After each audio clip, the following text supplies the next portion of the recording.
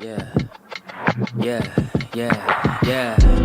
Making her way to the mic. They start dimming the lights. You start feeling alright. From Birmingham, home of the Teddy Longs and the Ruben Studders. More once you discover. For all of the lovers of Whitney Houston and Roman Reigns. For all of the lovers of Mickey James and Marvin Gaye. For all of the lovers of Sasha Banks, Janelle Monáe, Silk, Sonic, and Paige. Allow me to say, look, I just found a place, sweet escape, every one of us. I was kinda late, cause I just made it off the struggle bus. Walking by the fate, cause I know it's right in front of us. Yo, I ain't with the hate, gotta focus on what's great. Ladies and gentlemen, Steph Hardy is on the air. Had to drop a couple bars just to make you all aware. So, sit back, relax, enjoy the show. You know I go by Joe or the rest of the flow, yeah.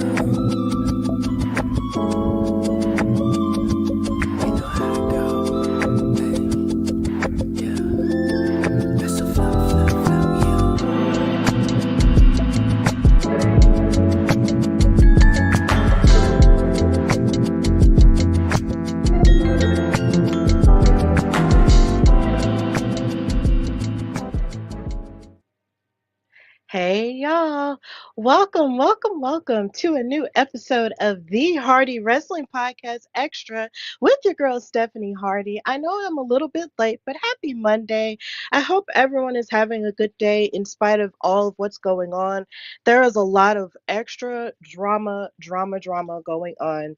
Um, as it pertains to wrestling, as it pertains to war, as it pertains to everything.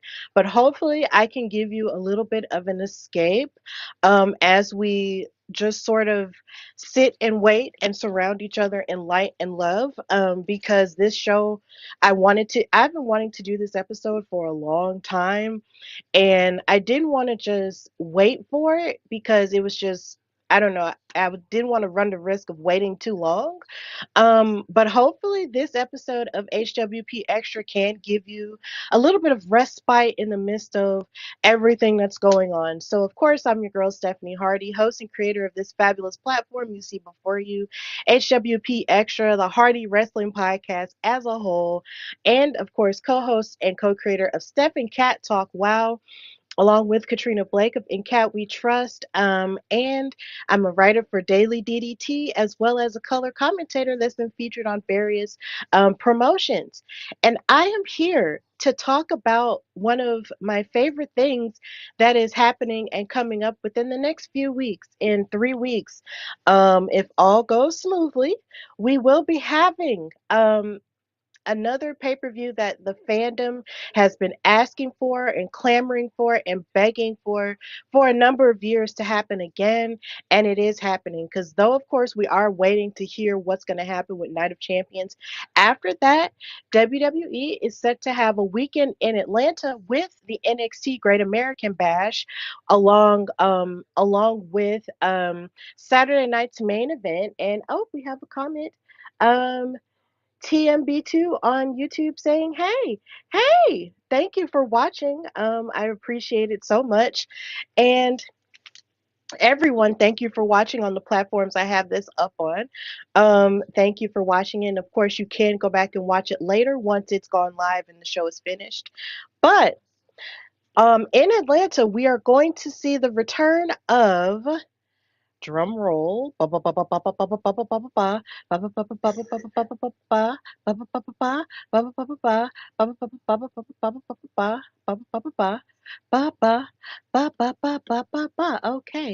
technology is acting up. I'm sorry, y'all. Um, Technology is being very weird with me. This is a very weird time as a whole. But basically, the show that's coming back is Evolution. And I am so happy and so thrilled that it is coming back simply because if you know me, you know that I am the biggest fan of women's wrestling as a whole, not even just in WWE, but women's wrestling all over, in the independents and AEW and WoW Women of Wrestling, because I have a whole show about it. And I just support and love every inch of it. So now that Evolution is coming back after having been gone since 2018, I wanted to dedicate some time on my show to talk about the pay-per-view itself, recap what happened in said pay-per-view because I did go back and watch it. Um, and I also wanted to talk about a little bit of the evolution of women's wrestling that we've seen in WWE and also outside of it as well. Because a lot of the women, of course, have gone on to do other great things of outside of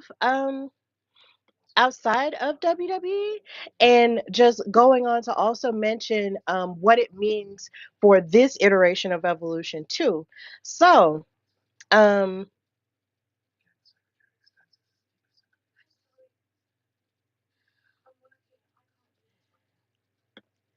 yeah, this is, but yeah, like I'm just really excited about the fact that Evolution is happening again. It is going to be a spectacle. Um, the likes of which we haven't seen in a minute. And one would argue that a lot of wrestling fans would argue whether or not it's necessary for the women to even have at this point, considering the women have done so much in and out of WWE. And, they argue why would we even need an all female pay per view? But it can definitely be argued that we do still need it because. And that it is still very much necessary because we are still currently living in a world that sees women as less than when it comes to being athletes, and also seeing women as less than when it comes to our ability to compartmentalize our emotions when it comes to doing our job, and just so many different aspects, even with not even electing a female president. There are so many things that women still have to fight to this day. And so the idea that an all female pay per view is still necessary. It very much is. And I am so, so excited that that it will be happening again this year because I just feel like now is the time for it. And if it sounds like I'm stalling, it's because I kind of am because I had visual aids for this, and my computer is acting up. So please bear with me. I know I'm live, but for those who are going to listen to this audio wise, if you hear me talking about my computer, then that's what's going on here. We're live, we're doing it live. So yeah, I just appreciate all of you guys for bearing with me. But I have been so excited to see women's wrestling grow because growing up, I was always a girl who, like I've mentioned before, watched wrestling with my father. And growing up in the 2000s and everything else, all you saw with the women were cat fights and bra and panties matches. And occasionally they would let them have, a match or two or something like that. But there was always the notion that they would always go back to being this sideshow. And I would always ask my dad, like, bro, like, when are the women actually going to have an opportunity to actually get in there and actually fight the way that the men do? And my dad, of course, being a parent, like, he wouldn't say, oh, well, it's going to happen someday. He would just say that he always knew that it could happen because, of course, he had seen a trickle of the evolution. Well, a trickle of the evolution during his fandom when he was a little bit younger, but at the same time, he didn't see it was so much so to the point to where he almost doubted that it could happen again. So once it did start happening, it was a refreshing moment for the both of us. But as a parent, I'm sure it was very complicated for him to say, "Oh well, I don't know," or something like that. And a lot of what the women were doing back then, there were fighting, yes, but it was very male centered. It was very centered on keeping the men's attention by being, hot and sexy objects. Now, of course, if you're a woman, there are levels of using what you have to a degree that does work, but at the same time, it's better if you use it for your own benefit and not a man's. And it just felt like that's what wrestling was growing up in the 90s and 2000s for the women. It was always, oh, well, let's show how hot these women are and then just move them to the side so the men could get to the real wrestling. And that just wasn't fair. So I praise God that at this point that we have moved forward and gotten to a point where we've seen more women fighting in matches across all promotions that are equal to, if not greater than, the men's matches that we have seen in the past. And I'm so grateful for that. And I will talk about that the further we get into the show because there's a lot of first that we have seen in wrestling when it comes to WWE and women's wrestling as a whole over these last 10 to maybe 15 years. And it's crazy because as I was doing my research, it's nuts when you sit and think about how much has changed and how much you've actually witnessed change as you have grown as a person.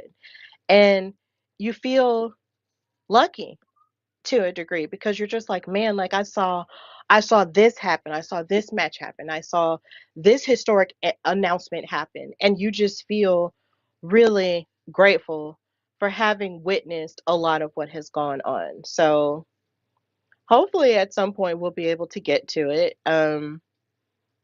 Because there is so much that I want to give proper time to. And this episode might be a little bit long, but hopefully you guys will be able to stick with me. And if not, and if you just want to come back and watch it later, you are more than welcome to do so. Of course, know that you can subscribe to the YouTube channel at the Hardy Wrestling Podcast. Subscribe. We're trying to get to 500 subscribers, so please watch that there. You can also listen to it once the audio goes up a bit later. And then we can, continue to just support me and follow me on Instagram and Twitter at Queen Steph Hardy and on and the Hardy Wrestling Podcast on Instagram at Hardy Wrestling Podcast and on Twitter at Hardy Wrestle Pod. And also continue to read my articles on Daily DDT because I love the things that I've been able to do creatively over there. And I'm really happy that I've written a lot of articles, mostly about women in my tenure over there. So please read everything that I've ever had to say over there at Daily DDT. And just continue to share, like, and share my clips around whenever you see me sharing things online as well, because that's how word gets out. That's how people find out about me. And that's how more opportunities are given as well. So just continue to support your girl in all of her wrestling adventures and endeavors because it's been fun. It's been great.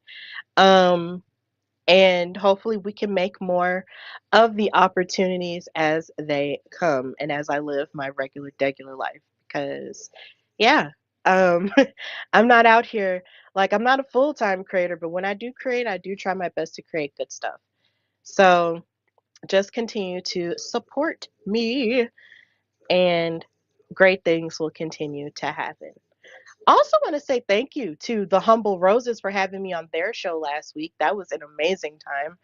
Um, and I also want to say thank you to Dallas Cash for giving me probably the greatest intro that's ever been given to a person ever. Like the fact that he rivaled my intros that I do for my guests is just like, whoa. And he just said all kinds of nice things. So I'm just really grateful for you and for all of your support that you've shown. And I'm super happy to continue that relationship. And of course, if there's anybody else who might want me on their show in the future, we'll figure it out. And it'll be great. So I don't know why the screen is popping up. I didn't necessarily ask for it to come up like that. So we're just gonna move that out the way for right now. Um sorry y'all. This is just technical difficulties, y'all. Thank you guys so much for sticking it out with me. Cause bless it. It's just crazy stuff going on.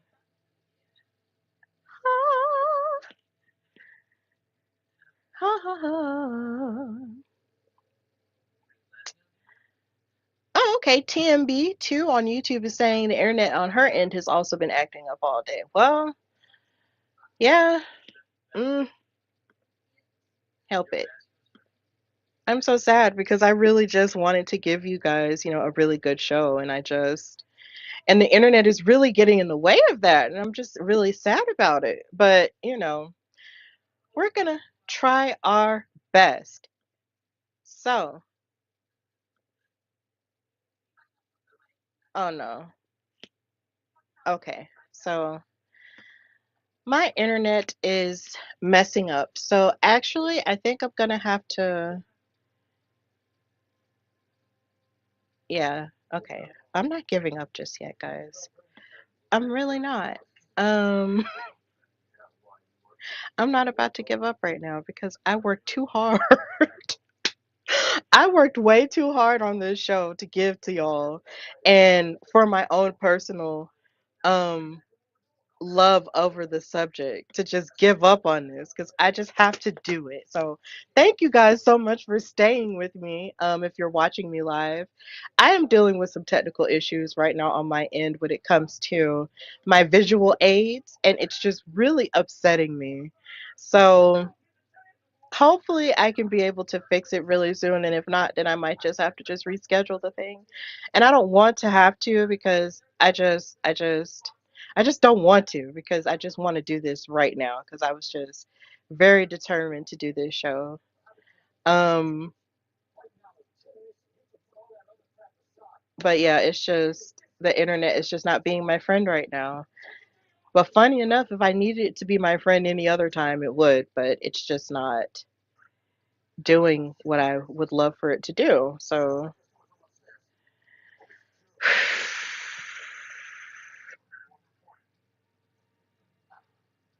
but I do hope that everything is turning out to be okay because in speaking about wrestling and the women, there's just a lot of uncertainty going on because of all of the unrest that's taking place overseas in the Middle East.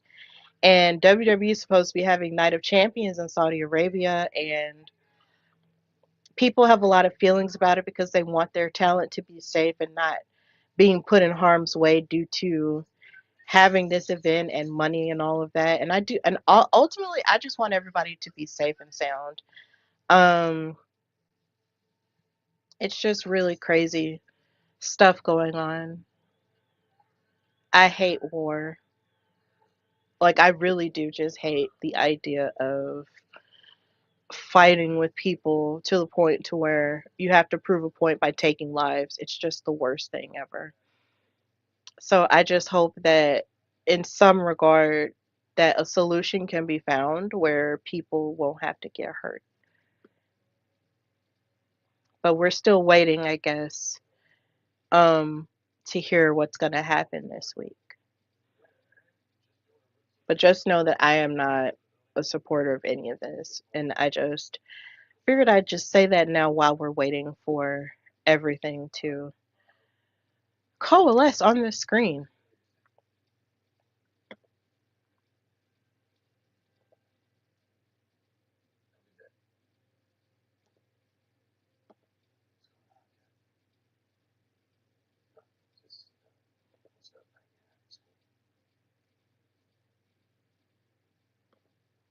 Okay, hopefully we'll have something cracking here in a little bit. Thank you guys so much for staying on and um being patient with me because you really don't have to do that.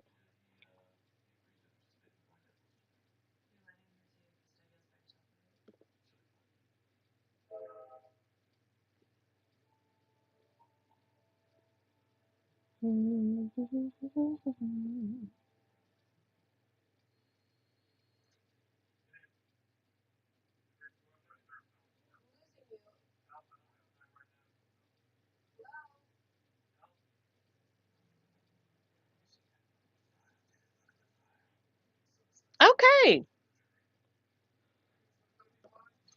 so it looks like we got action, boss. So I'm here to talk about Evolution, the pay-per-view, which first took place in 2018 at the Nassau Coliseum in New York, in Uniondale, New York, in October of 2018. And this was such a huge deal when it came to everything that was attached to it, because at the time, ironically, in speaking about having pay-per-views, the women weren't allowed to be on a wrestling card in Saudi Arabia because of their view of how women are supposed to be. And of course, eventually that would change, but at the same time, it's crazy to think that even back then, there were um, in 2018, there wasn't a place for women on a pay per view card in that country. So, in response to that, WWE decided to have an all female pay per view and they called it Evolution. It was a celebration of women's wrestling and how it had continued to evolve into WWE since then and where it was now. But of course, during this year and a few years before that, we had seen some history making moments happen in WWE when it came to the women. And I did want to discuss that before I got into the pay per view itself. So, moving forward, um, we did see the first ever women's Royal Rumble, which did take place in January of that same year, where a lot of these women that you see in this picture, including Leah Vandale, who is Carmella, Bailey, Mercedes Moné, and so many other historic women like Trish Stratus, Beth Phoenix, Lita, and so many other women participated in that. And it just felt like a love letter to women's wrestling and them sort of stamping their place in the on the Royal Rumble card for the very first time. This was amazing the first time I saw it. I was just so happy that it was happening and it was just really crazy. And then on top of that, of course, they were fighting for a championship match at WrestleMania. And along with so many other talented women, Asuka would wind up being the one to win the entire thing. So she was the first ever Royal Rumble winner for the women, and the final two were her and Nikki Bella, which was just really surprising to a lot of people and a pretty polarizing choice. In terms of Nikki Bella being in the final two, but either way, Asuka wound up winning. And then, of course, at the time, once Asuka won, Charlotte Flair was the SmackDown Women's Champion at the time, and Alexa Bliss was the Raw Women's Champion. And of course, with them standing in the middle of each other, you had Asuka set to make her choice, but then you had another polarizing decision with the debut of Ronda Rousey in WWE. And as excited as everyone was for this, there were a number of people who felt like Ronda's presence sort of stole the moment away from Asuka, seeing as she just made this historic win for women's wrestling as a whole and in WWE and for herself. Everybody was kind of like, oh my God, what is Ronda doing here? Why couldn't she wait to just do her debut on the night after all of the above? Y'all know how us wrestling fans are. We think we have all the answers. Um, but either way, this was a pretty historic night for the most part, and Asuka will always have the distinction of being the first ever women's Royal Rumble match winner. And then on top of that, another lady in this picture has made history by being the first two-time women's Royal Rumble winner in Charlotte Flair. She won in 2020 and then won exactly 5 years removed this year in Indianapolis. Now, of course, I've talked about ad nauseum how special this Royal Rumble was to me because that was the kickoff to start the Hardy Wrestling Podcast as a whole. But then actually being present for the Royal Rumble 5 years removed after, everything evolved and everything happened. Of course, this was a polarizing choice either way, but honestly, when it comes to the Flair name and with her being Charlotte, everything she does is always going to be looked at with a magnifying glass and always going to be polarizing. But of course, she holds the distinction of being the first ever two-time women's Royal Rumble winner. Now, of course, the first time she faced off against Rhea Ripley for the NXT Women's Championship and won, and this year she faced off against Tiffany Stratton for the Women's Championship, but she lost. So either way, she'll always be the first two-time winner. And of course, in more history making stuff, you have Bianca Belair, who was the first black woman to win the Women's Royal Rumble and the second black person overall to win the Royal Rumble, of course, next to Dwayne The Rock Johnson, which is nuts to think about because you would think that there would be more black people who would have won the Royal Rumble at this point. So, but the fact that there's only been two is really nuts. So this is my campaign right now. Let Carmelo Hayes win next year. Carmelo Hayes for Royal Rumble, but this isn't about the men right now, but still. Um Bianca Belair is the first black woman to ever win. Now, of course, she would go on to face off against Mercedes Moné / Sasha Banks for the SmackDown Women's title in the first ever main event headlined by two black women at WrestleMania um, in 2021. And that moment, of course, meant the world to all of us black women as a whole. So that was a spectacle. I loved Bianca's outfit and her excitement. I was on the edge of my seat and I just started screaming and I started clapping saying, "Stop playing with her." I was really excited when she won. So yeah, this was a historic moment indeed. And then you have the first ever Money in the Bank match for the women, which took place in June of 2017, the year before Evolution happened. Now, of course, we know that the first women's Money in the Bank match had a completely different outcome that made a lot of people angry, including myself, because why are we putting men in women's business? Get out of it. So, of course, they redid it the Tuesday night afterward on SmackDown. Um, and Carmella would go on to win, and she did a phenomenal job with her money outfit and everything. And as you can see, a who's who was in this first ever women's Money in the Bank ladder match. You had Charlotte Flair, you had Tamina Snuka, you had Becky Lynch, you had Natalia, and then, of course, you had Carmella.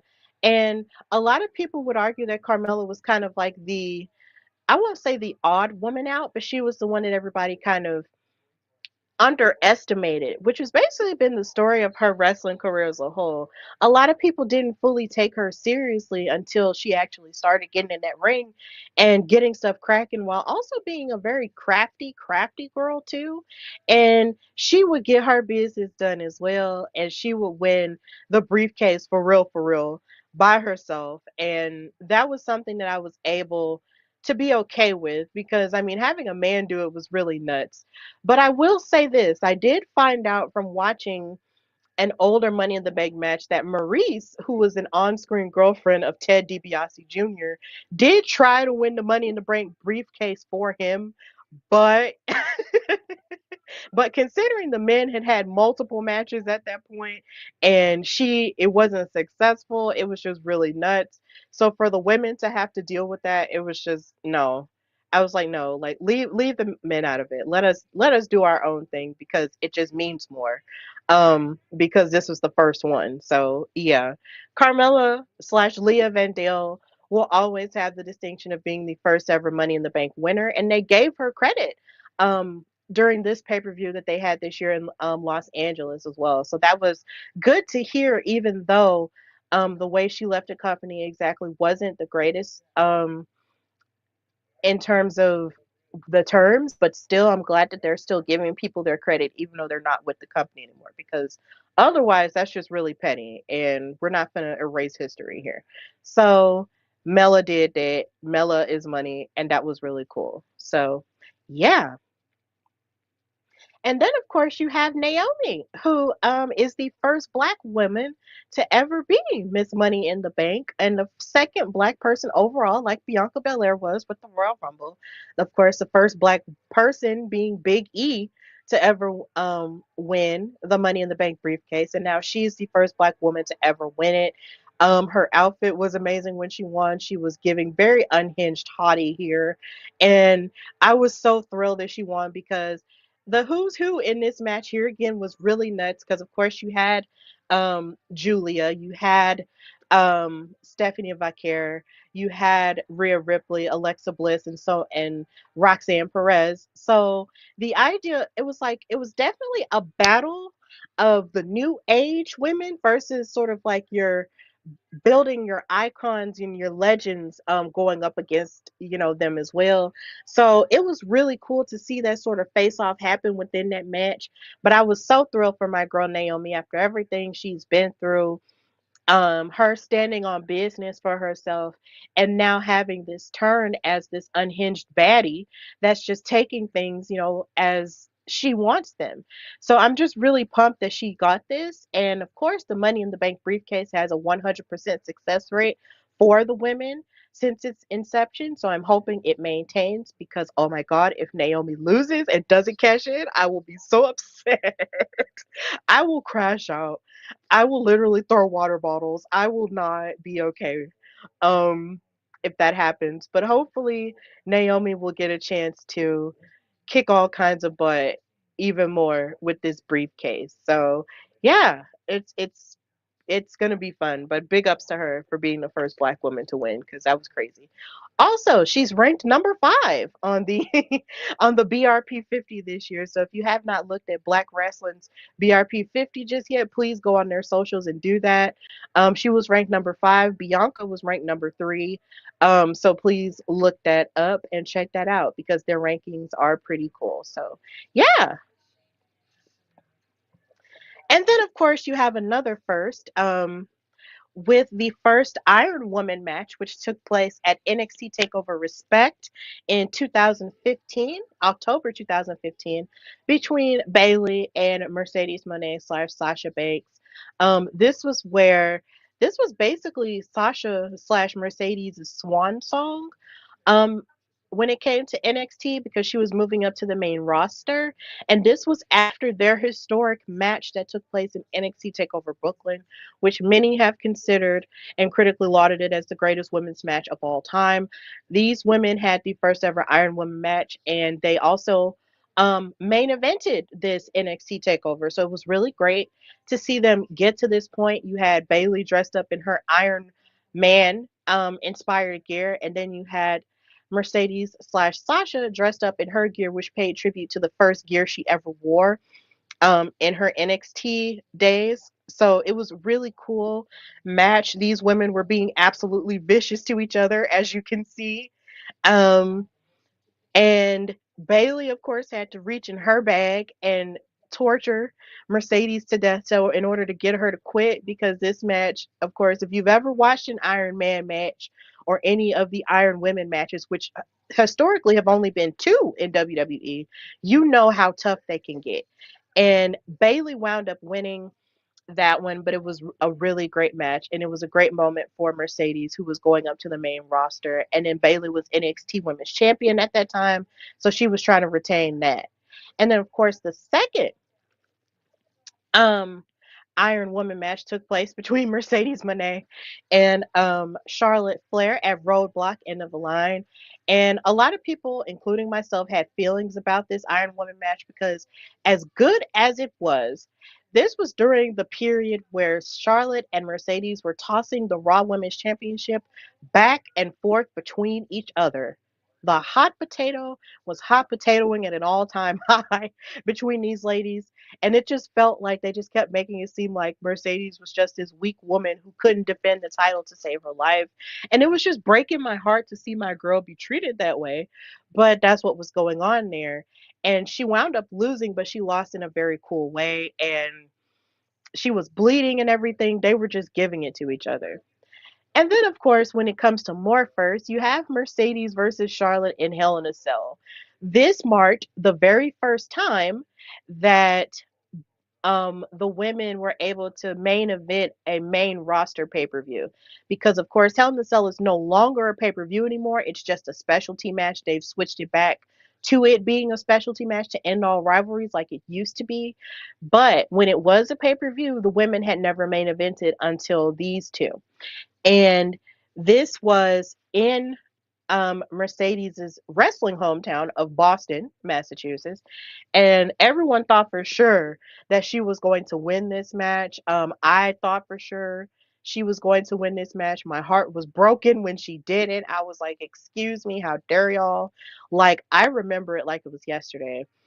Charlotte kicked the crap out of Sasha slash Mercedes when the match got started. Like the cage wasn't even fully lowered yet before she started beating up on her. It was just really vicious. And then you had the vicious table shots that Charlotte was giving to her before, of course, she ultimately won the Raw Women's title back from her. It was just really, really tough to be a Mercedes Moné fan back then. It was tough because you wanted the world for her at that point, but she just kept getting the raw end of the deal. Here again, tossing the title back and forth between her and Charlotte. But the matches that they gave were absolutely amazing. These are the series of matches where you really feel that Charlotte and Mercedes had probably one of the best rivalries. And I really feel like with people online starting so much discourse about who is this generation's Flair and Steamboat, it's definitely Flair and Mercedes. And I will go down swinging for that until the day I die. Like, they are the Flair and Steamboat. There aren't any male equivalents. I'm sorry, there just isn't. No matter who you try to come up with to be it, it's always going to be Flair and Mercedes for me. It's always going to be those two. And I hope that at some point before they both decide to put their boots in the ring, we'll see them fight one last time. I need it. I need it. If I need it for my soul, I just do. So yeah, these women had a lot of first evers to take place. They even had the first Falls Count Anywhere, I believe. Actually, the first No Holds Barred match on Raw to main event. So that was really cool too. They had a lot of great firsts. And then, of course, and speaking of the first ever main event on Monday Night Raw for the women, is Trish Stratus and Lita for the WWE Women's Championship. These ladies fought down. This was where it looked like Lita might have very well broken her neck when she had a dive. Like, it was really nuts. Um, and it was just a very historic thing to have happen at that time when it did. I was really excited about it. So the fact that it did happen was really cool. And like I said earlier, Flair and Monet were the second. So that was just really cool. And then in talking about the first women to main event shows, we move into the blue brand, SmackDown, where Charlotte Flair main evented SmackDown Live with Naomi, who was the SmackDown Women's Champion at that time, and they fought down. So there were a lot of first evers that took place here that we will discuss a lot more of. And then, of course, you have NXT, where the first women's match to ever not pay per view, the first women's match to ever main event an episode of NXT was the NXT Women's Title Tournament to crown the first ever champion, and it was Saraya slash Paige, um, which kind of takes you back to how you just think about how much the women's division had even changed, because in NXT, those women were getting more time than the women on the main roster. So if you were watching NXT on the WWE network and then watching the main roster women, you was like you were looking at two totally different worlds. It was absolutely nuts to think about when you see talent like Paige going up against Tennille Dashwood slash Emma, fighting for this championship and just trying to change the face of what the Divas division could look like back then. It was just absolutely crazy. And then you think about the horsewomen who came right behind them. And also Summer Rae, who was there, like Danielle Monet. She was also a part of that first generation of NXT women, too. So it's just really crazy when you think about the differences of what you saw back then from the women. But yeah, Paige was the first ever NXT women's champion, and these two had a great rivalry. They tore each other up for that title. And Saraya held on to it until she had to give it up when she got called up to the main roster, and won the Divas title from AJ Lee. So that was fun. Now, when it comes to first evers, it doesn't get any realer than Leilani Kai versus Wendy Richter, which was the first women's match to ever take place at WrestleMania 1. These two fought for the women's championship at that time. And of course, Moolah was the manager for Leilani Kai, and the manager for Wendy Richter was the famous singer Cyndi Lauper, who at that time was a part of the Rock and Wrestling Connection in the 80s.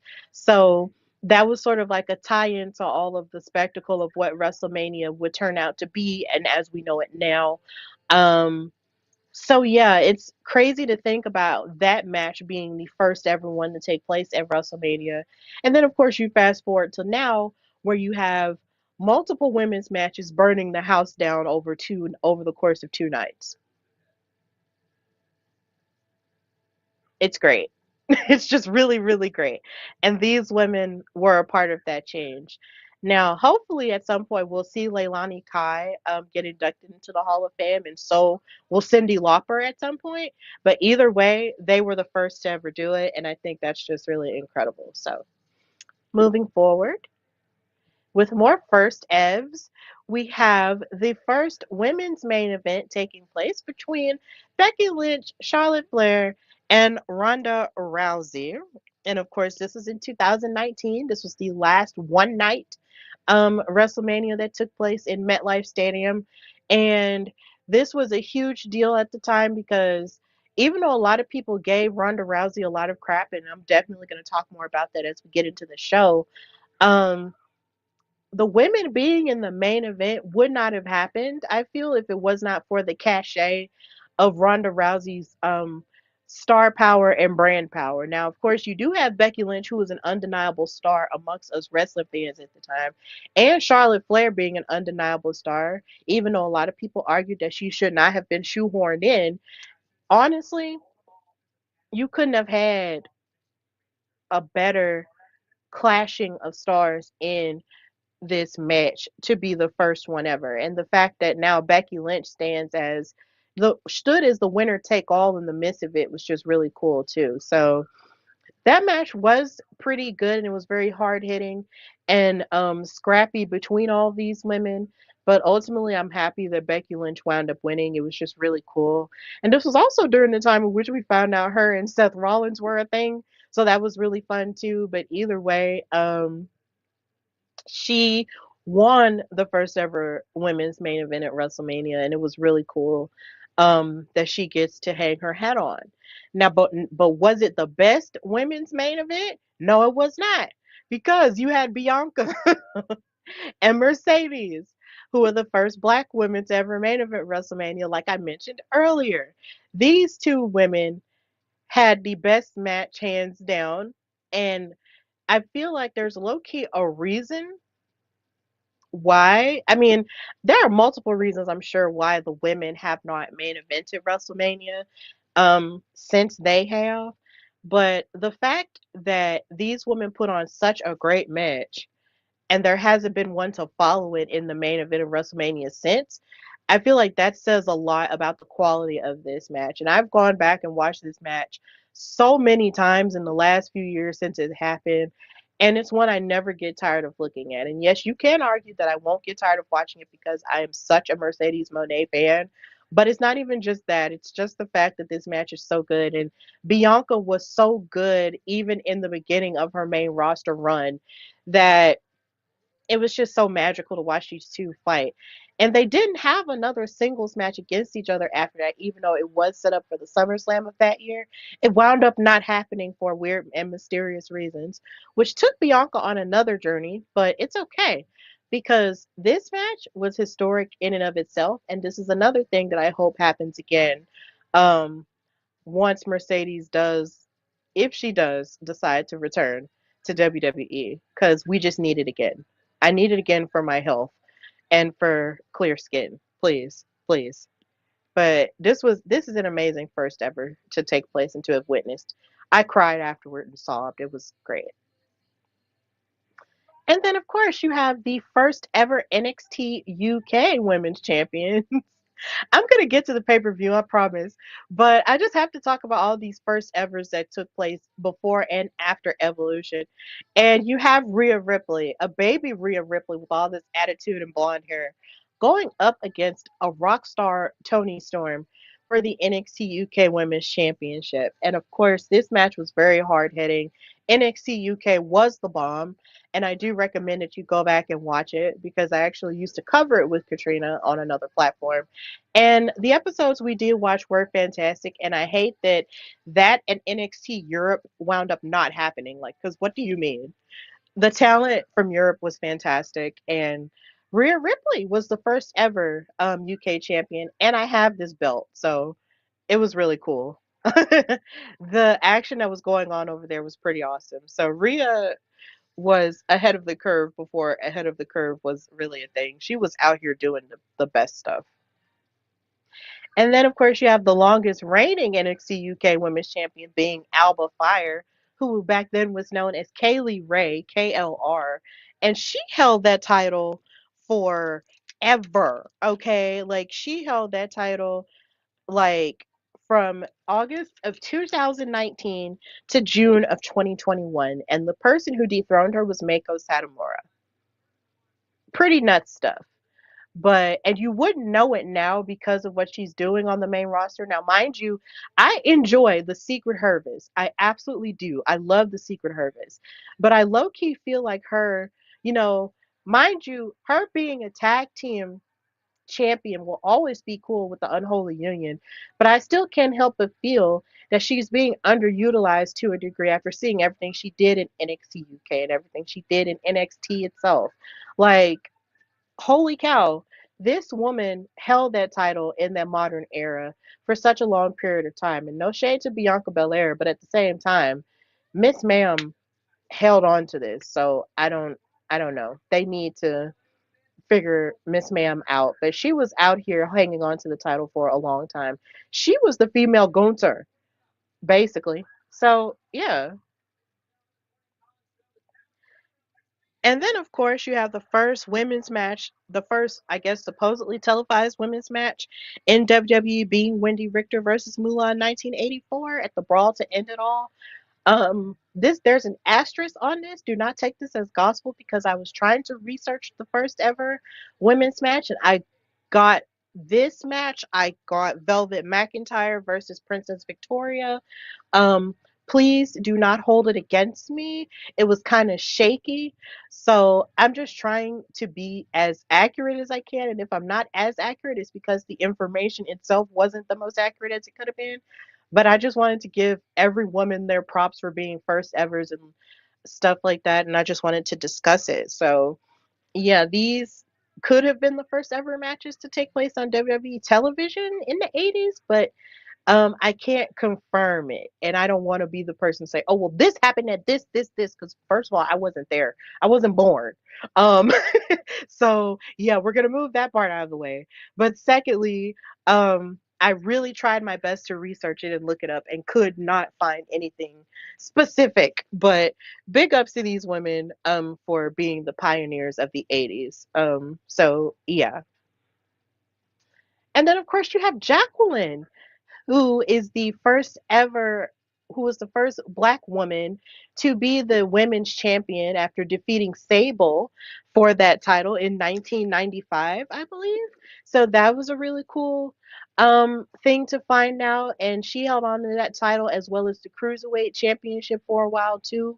She's someone who deserves a lot more credit, even though I know she is in the Hall of Fame.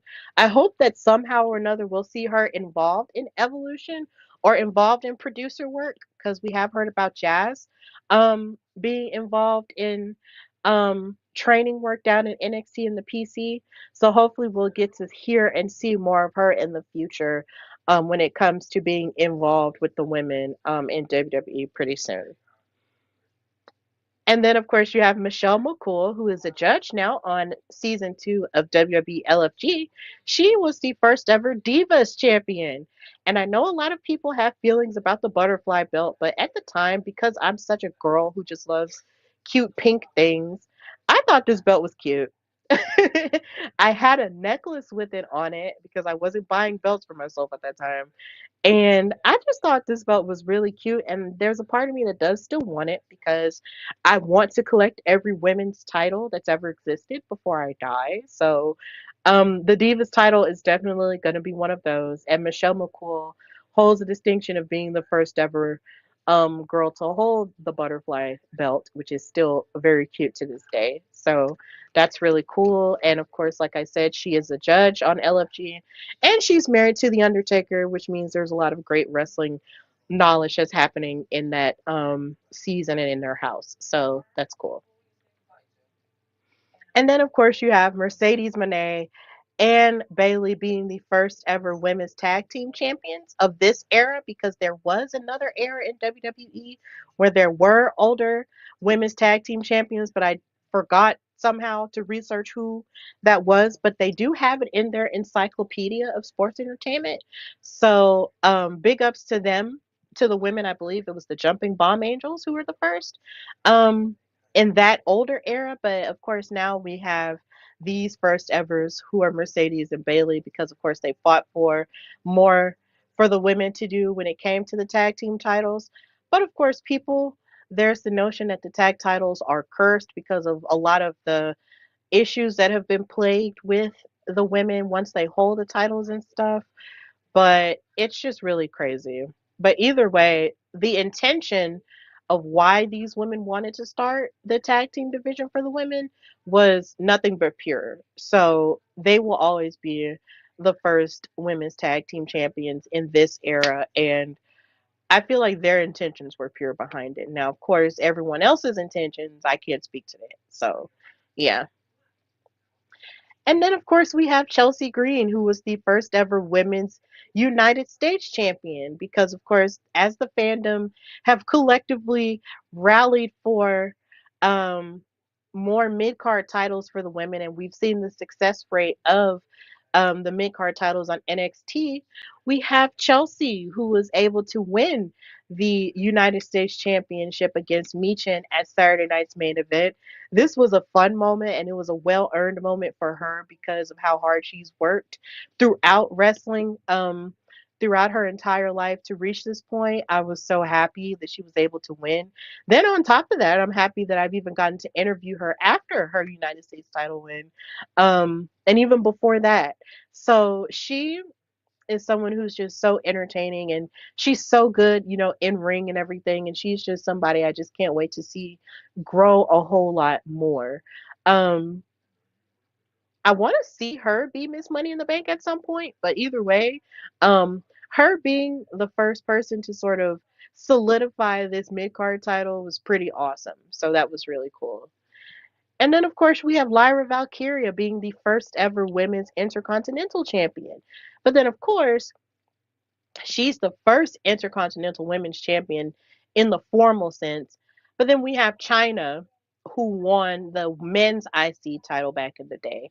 So she lives underneath, well, not underneath her shadow, but she is standing on the shoulders of China when it comes to the IC title.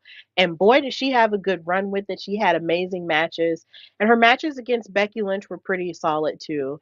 Now, of course, Becky is the champion, but like I said, Lyra will always have the distinction of being the first, and that'll be cool. Now, of course, it's looking like her and Bailey are gonna have like a run in when it comes to that IC title, but of course, we have to wait and see what happens there. But I'm really excited to see what happens with her in her career, so it's gonna be really cool.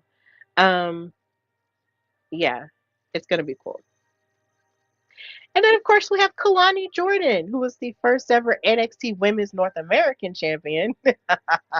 Yes, Miss Ma'am. When everybody was predicting everybody else was going to be the champion, I predicted correctly on my show that she was going to win because she always had these moments in all of these matches where she would almost win but just fall just short. And I just knew it. I just felt it in my bones. I said, no, I feel like it's Kalani's time. She's going to win this title. And that she did. She climbed up that ladder and won that bad boy. And I was so, so happy. So big ups to her for being the first. I know lately she's been trying to win it back with this new change of attitude, but I would prefer for her to actually challenge for the NXT Women's Championship because her versus JC Jane would be really good. But I'm going to need for her to actually even up the odds and get her some friends to back her up when it comes to trying to win that championship. Um, and plus, I just need a black woman to be NXT Women's Champion again because we haven't seen one since Athena. So I need it. I need it bad. But Kalani will always be the first North American, and that's cool. And then, of course, more recently, we've had Kylie Armstrong, who is brand new to the scene. Miss Ma'am has become the first ever WWE Evolve Women's Champion. And she has all of the attitude of a heel Bianca Belair, Jada Parker, and all of the toughness of a Jazz wrapped up, excuse me, into one person. And I just can't wait to see how she continues to grow. But she is just electric to watch. And I can't wait to see more of what she has going on with this championship and how far she will go as a brand new talent. I can't wait. I'm so excited. I'm so excited for her. So, yeah, Miss Callie's got something. And then, of course, we have Candice LeRae, who is the first ever WWE Speed Women's Champion. She won that one on WWE Speed. And of course, if you watch that show on Twitter, you know that that's a huge deal. So Ruka now holds that titles, which I think is really cool. So um, yeah, Candice is the first, and now she's running around on SmackDown with her husband, Johnny Gargano and Tommaso Ciampa. But I feel like there's still so much more on the women's roster that she could be doing at this point. So we just have to wait and see. But like I said, she'll always be the first. And now, of course, we're living in a newer age where we have Tyra May Steele, who was the first ever women's LFG champ. She won season one, and I can't wait to see what she has in store for us. She did wrestle on an episode of NXT more recently, and I just can't wait to see more of her because she's so beautiful. She's so tough. Of course, she's the first black woman to win Olympic gold for wrestling for the United States, and that's an amazing distinction. She's very tough, as you can see in her eyes. She just has an intensity to her that I just resonate with. And then her attitude, even outside of the ring, with her talking about the things that she's gone through, and her smiling, but smiling and hiding the deepest scars. I was like, yes, girl, I'm here for that. I am totally here for that. I just want to see what more, she'll do in NXT and on the main roster. If they'll have her, I'm really excited for her. So I believe those are all of the first. That I will cover that I've covered in women's wrestling and WWE as a whole. And thank you guys so much for sticking with me. And I know that this is going to be a much longer episode than most, but I just wanted to dedicate some time to talk about the first evers that we have seen um, in WWE when it comes to the women. I just wanted to dedicate that time to them because it's just so worth it. And there's just so much that is just so long overdue. So now that we've gotten all of those first out of the way, let's talk about this beautiful pay per view called Evolution. So, like I said, this took place in October of 2018 at the Nassau Coliseum in New York. And I remember at this time I was working as an AmeriCorps Vista for the city of Birmingham. And at the time, this was before I had started the podcast, by the way. And at the time, I just felt like, man, wouldn't it be cool to just go and be there? I wanted to go because, I mean, in what lifetime at that point would you ever see an all female pay per view again? Like at that point, I was just like, I wish, I wish I knew how to travel and how to do it logistically at that point in time, but I didn't. And I wound up watching it on TV, but even still, while watching it on TV, there was a refreshness that happened in my spirit from having seen it because it's an all women spectacle. It's like there's something about seeing women and all women do a specific thing that you love that puts a spring in your step. It fills your air with like, it fills your lungs with like extra air. It helps you feel like someone sees you. It helps you feel like there's another woman right there and she understands how I'm feeling and I'm understanding how she's feeling. So let's grow and work for this great thing together. That's what being that's what watching Evolution was like. That's what seeing NWA Empower was like, and I'll talk about that at a later date. And that's what watching the Mae Young Classics felt like. That's what watching WoW Superheroes feels like. There's just the notion that you're watching somebody like you do this thing that you both love, and it empowers you and it makes you feel like seen, it makes you feel strong, and it makes you feel like you can be understood. And I feel like ultimately that's the important part about Evolution. And at that time, um, I needed it, but I really feel like at this time, these women need this now. So, Evolution, of course, excuse me, I'm pressing the wrong buttons here. Evolution, of course, took place here at the Nassau Coliseum in New York. I've never been there, but it looks really nice. They did have a Saturday night's main event there more recently, and it looks really cool. So hopefully at some point I'll make it there. If you can make it to New York, you can make it anywhere, huh? So yeah.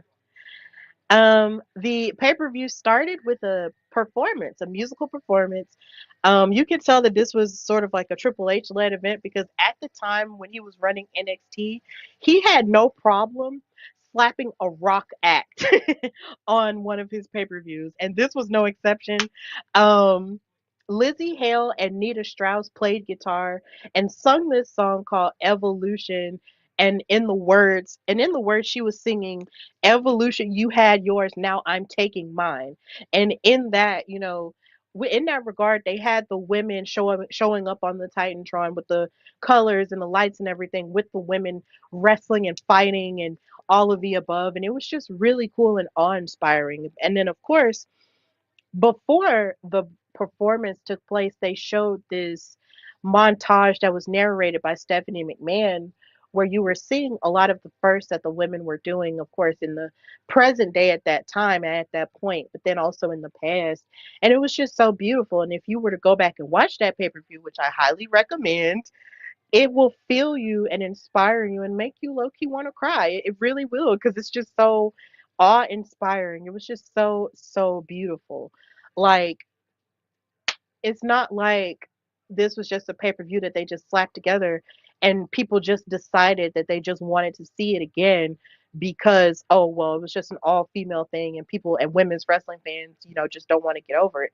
No, like if you go back and watch the way that this was produced, it was produced with care and it was produced with love, and you can tell that from the performance, from the montage, from the matches, like, and from the segments that they had where they had different women from the past and the present talking about what evolution meant to them. So it was a labor of love. It felt like a labor of love. So after the performance, the show was introduced by Michael Cole, of course, the OG and the GOAT of our time at this point. And of course, he was on commentary with Renee Paquette, who was known as Renee Young back then, and Beth Phoenix, a WWE Hall of Famer. And there was one thing that I love that Michael Cole kept doing throughout this event is that he, even though of course he was the seasoned commentator at the desk, he made it his business to center the voices of Renee and of Beth, asking for their expertise and asking for their viewpoint as women. Because, of course, at that time, Renee was on commentary, um, on Raw, I believe, with Michael Cole and with Corey Graves. But here again, it was still very much a new concept for women to be on commentary at that point. They had been on commentary together for the Mae Young Classic as well. But yeah, it was just he made it his business to censor their voices, and that's something that I will always appreciate that Michael Cole did. And he continues to do that as well when the women stars are featured on commentary. He has no problem mentioning their accomplishments and stuff like that. Like, I've seen it for him ever since he made it his business to say that Bianca and Mercedes were the first two black women to main event at WrestleMania, and said it with no care in the world almost, because it seemed like throughout that night they kept saying, "Oh, it's historic. Oh, it's historic." They kept using the word historic, but not mentioning why it was historic. And Michael Cole did that. He gave us the truth as a journalist, and I will always appreciate him for that. Like, you can tell he definitely, values women in that regard, and I love that. I love seeing that and hearing that from him. So that was cool. I just loved him considering the women's feelings here.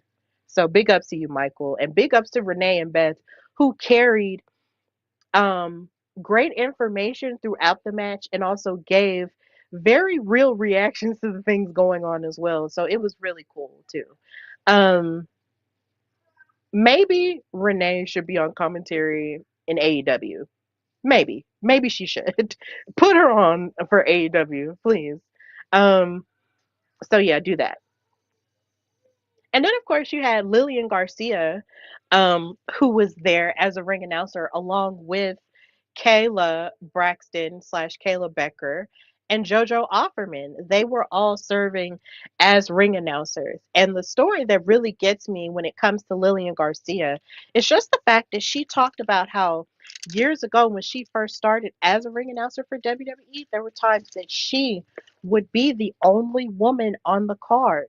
On a card full of men, she would be the only woman. And so the idea that she got to be a part of Evolution was just very emotional for her. And I thought that was a good perspective that she shared on social media. Um, that she was at times the only woman on a card, and now she got to be a part of this show. It was just so beautiful to see. And then in the audience, you had a bunch of "We Want" women's tag title signs and everything. Like, there was a change that was taking place. There was a want for change that was taking place at that point. And of course, Kayla, who was mostly known as a backstage interviewer, she was actually a really good commentator on a show that they had for WrestleMania at one point, but they never really like fed into it. She was more of a host and interviewer backstage type of thing, but she did really good, and I do miss her from time to time. And I would love her on my show at some point because we're both from Alabama, and I just feel like that's just something that we would um possibly bond over. So, Kayla, if you ever see this, please be on my show. It would be really great. And then of course you have JoJo, who um started off as a wrestler and a star on Total Divas, but then evolved into a ring announcer, and she was really good too. And of course, we wish her nothing but healing and love as she raises the children that she had with the late Bray Wyatt and stuff. I just I just hope give her nothing but love and happiness at this point, because I just can't imagine how hard it must be. But if it's one thing women can do, is that we can handle the hard stuff. And JoJo is out here living her best life. She's doing appearances at wrestling conventions and stuff like that. She has a fan base that's growing, and I love that for her. So big ups and big healing to JoJo always. I'll always see it for her. But of course, now we've reached a point where we got to talk about the pay per view itself and the action. So we move to match number one, which was Trish Stratus and Lita hashtag Team Bestie versus Alicia Fox, who's now known by her real name, Victoria Crawford, going up against Mickey James with Alexa Bliss. Now, I do believe at this point in the build up to this match, it was meant to be a six-woman tag because Alexa was supposed to be on Team Alicia slash Mickey, and it was supposed to be Trish and Lita and maybe someone else. But then, as it turns out, Alexa got injured, so that wound up not happening. And Alexa came out dressed as Alice in Wonderland, and Victoria slash Alicia and Mickey came out dressed up as the Mad Hatter and the Queen of Hearts. And I thought that was really cute and really cool in terms of coordinative stuff, because I just love gear in that regard, and how people just come up with stuff like that. This match was very hard hitting. As you can see, Lita doing her Lita Karana onto Mickey James. I felt like as this match went on, you were just waiting for certain people to kind of just lock up. And when Trish and Mickey looked at each other and tagged in and locked up with each other, everybody got real excited. They was like, oh snap," because of course, their rivalry, though it was inundated with a lot of innuendo um, of romance between the two, with Mickey, of course, taking her down, saying, "Do you love me now?" with the craziness. It was really crazy. It was really unhinged back in the day. The matches that they had against each other were top tier. So to see them lock up as their regular icon selves here was just like, yes, here we go. They had scouted each other's moves. It was just really, really good stuff. It was really great. And then what was so bad was you had Alexa um in the promos leading up to it calling all these women old. But my thing is, wouldn't the same thing apply to Mickey? Because Mickey was up there fighting with Trish and Lita just like, those other women were. So why aren't you, throwing shade at them? But of course, they wound up having a rivalry too. But either way, it was just really crazy what was going on when it came to that tag team match. But in the end, um, Trish and Lita, Team Bestie, wound up winning.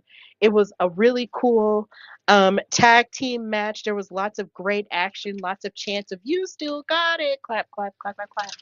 And then, of course, you have Beth Phoenix, who was giving a little bit of history that she had with these women Mickey James actually had her final match on Raw um, with Trish, and her final match with her final Lita match at Survivor Series 2006. So it was just a lot of great history tied up in there as well. And then when you think about Alicia slash Victoria, she was the first ever and only black Divas champion, which was such a shame because you had Naomi who was fighting tooth and nail for her opportunities, and she would get opportunities only to, not win them over and over again. It was a long time before she held gold, and that wasn't fair. But yeah, like there was a lot of history in that ring, even with Alexa Bliss. So it was just a really good tag team match, but Team Bestie wound up winning, so it was just really cool seeing Trish hit her Stratisfaction and Lita hitting her Lita Salt with a with her chick kick from Trish. It was just really cool. So yeah. And then of course backstage you had an interview that Kayla was having with the Bella twins, who decided to dedicate their main event match against Ronda Rousey to Ronda Rousey's mom because they were just being petty back then. So it was just really rough stuff.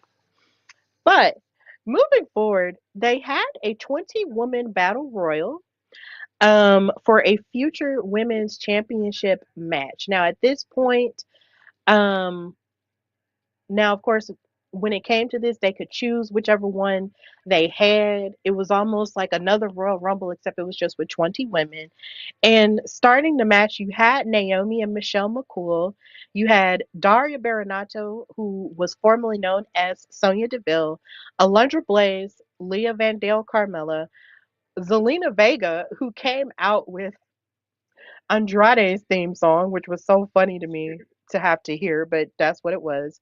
You had Barbie Blank, formerly known as Kelly Kelly, Tamina Snuka, Athena, formerly known as Ember Moon, Lana, CJ Perry, Maria Kanellis Bennett, Mandy Rose, Molly Holly, Ash by Elegance, formerly known as Dana Brooke, Nia Jax, Ivory, Oscar, Tori Wilson, and The Inspiration, formerly known as the Iconics.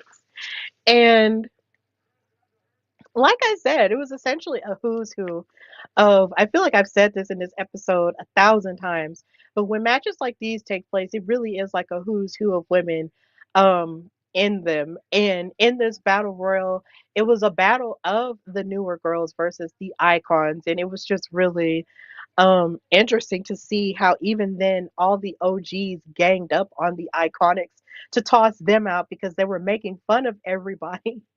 I miss them so much because when it came to like a tag team being created, you had no better than Billy Kay and Peyton Royce. And I know that's not their names now, but I'm only saying that because right now I didn't write down their real names and I'm so sorry about that. But I have nothing but love and respect for them as a tag team. They were really cut a raw deal when it came to their tag team run on the main roster, but they were so hilarious at the start.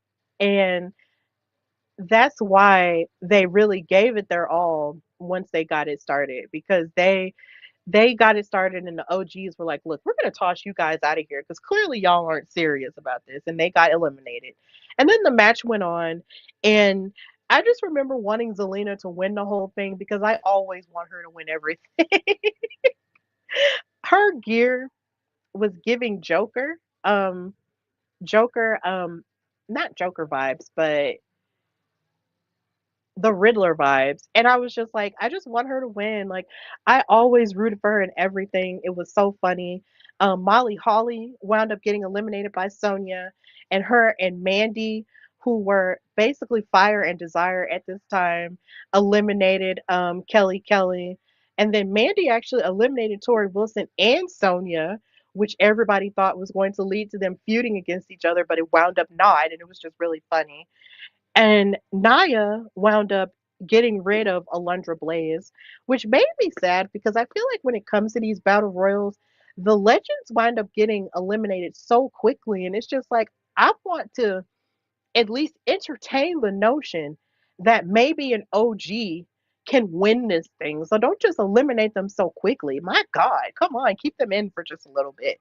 And then this moment, which is something that has stayed in my head rent free, was when Naya Jax and Tamina had this moment where they looked at each other and did the Samoan hoo-ah at each other.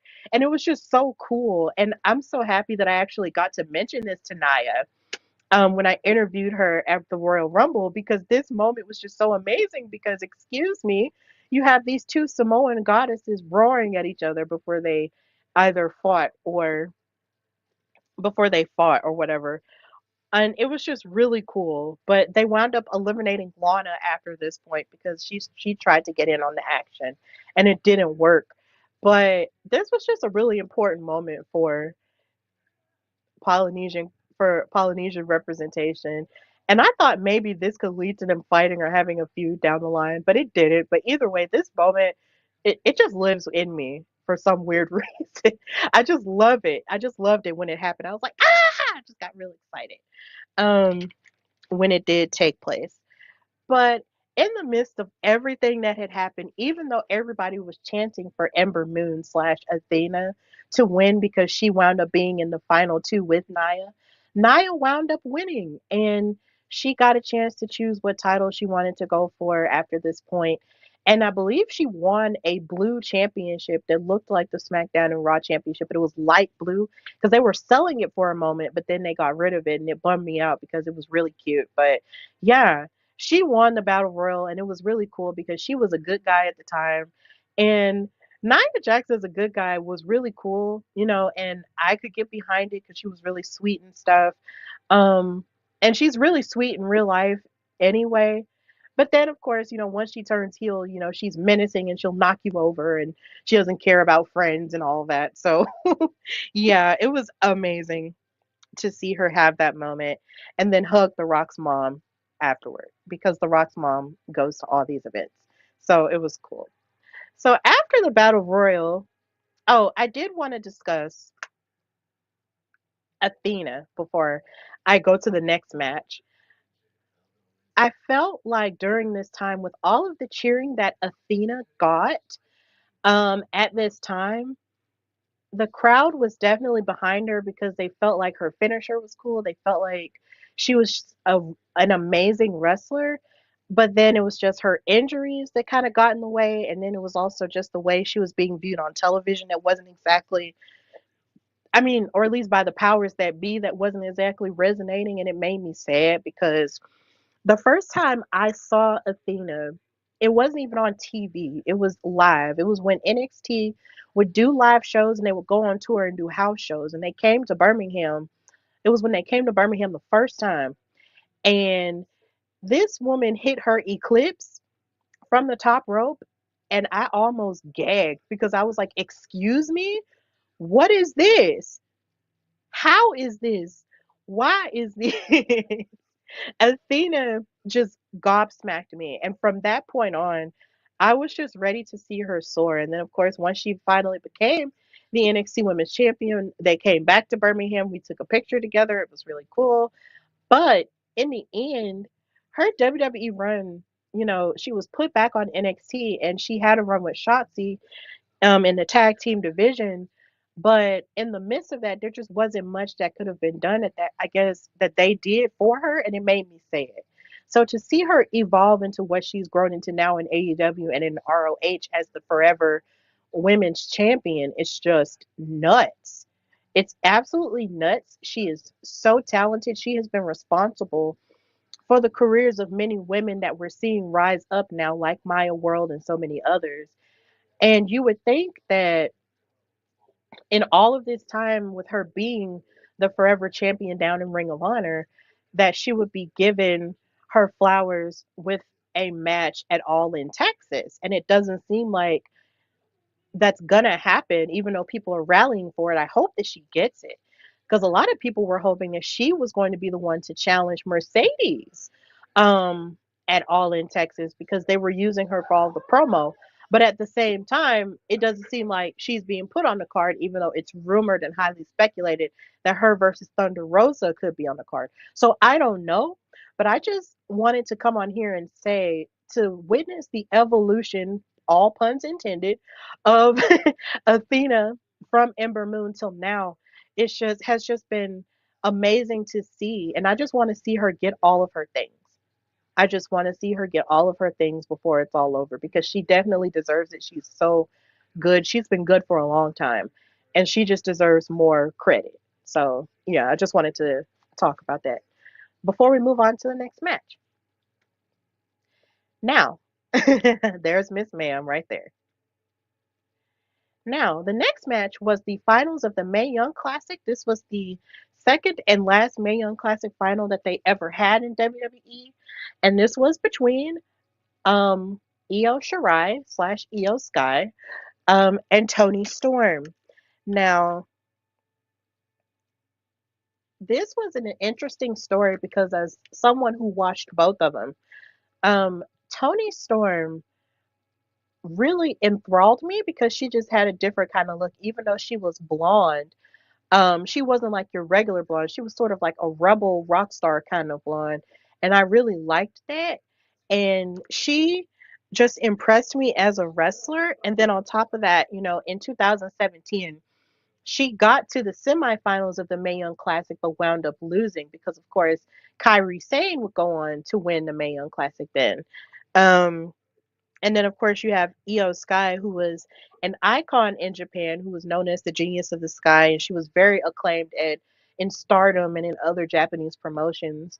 And then she came to WWE and just started kicking everyone's behind and winning everybody's hearts, as she has. So they both made it to the finals of the Mae Young Classic, and they had a heck of a match. You had Jessica Carr as the referee, and then you had a number of the Mae Young competitors of that year watching from ringside. You had Nixon Newell, who was known as Tegan Knox. You had Ty Conti, Mako Satomura, Rhea Ripley, who was just having a whole lot of attitude and clapping slowly, even though she had a match before the pay per view got started against Dakota Kai for the NXT UK Women's Championship. Um, and yeah, it was just all the women who had made it that far in the tournament, but not made it super far in the tournament, were there watching that match. And this match was nuts. They started out with grappling, and black with backflips and drop kicks between each other. Tony was hard hitting. She was trying to ground Io and keep her from, hopping up on the top rope and flying and pushing her off and everything. It was just a really nuts match between these two. Of course, Io kicked out of her very first Storm Zero, and then she actually hit a 619 and a springboard sunset flip and hit double knees to Tony. And eventually, as they kept fighting, Tony Storm got her knees up as Io landed her over the moonsault, and she covered her up for the 1, 2, 3, and Tony wound up winning. So she was the second and last Mae Young Classic winner. And at this point, everybody thought that, she went to NXT, she did all the stuff there. She won the UK title at a certain point, and then she got called up to the main roster. And not a lot of great things happened with her, which was just so upsetting given all of the great things that she had done. But that didn't stop her, now did it? Miss Ma'am went on to become timeless.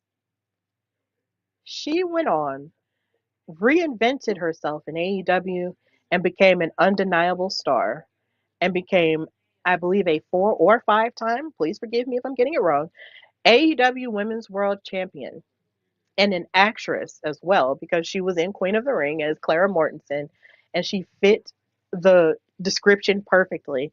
And she just transformed into an undeniable star. And it's just the most amazing thing to see. Like, excuse me. These are the things that you just can't get over. These are things that gag you in wrestling. It's like, just when you think something doesn't work in one place, it works in another. And Tony just took off. And then on top of that, she switched right back to her rock persona, only to switch back to becoming the timeless one again. I just, these are the things in life that you just cannot write. You can't write a better story than that. She deserved it. Like, she deserves all of the happiness and all of the greatness that has been coming her way since she became Timeless Tony Storm. And I just can't, it's just really like gag worthy how much she has grown since then. Like, it's just it's almost like looking at two different people. It's nuts. And then of course you have Io, who has just gone on to become this amazing woman as well. And now of course she's our women's world champion. Like, here again, the things in life that you just can't write.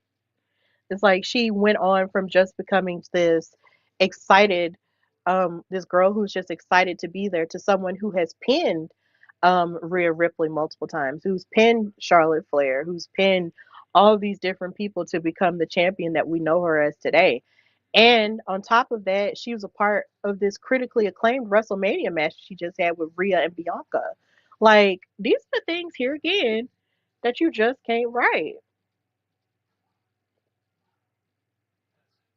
I think my pictures are going again.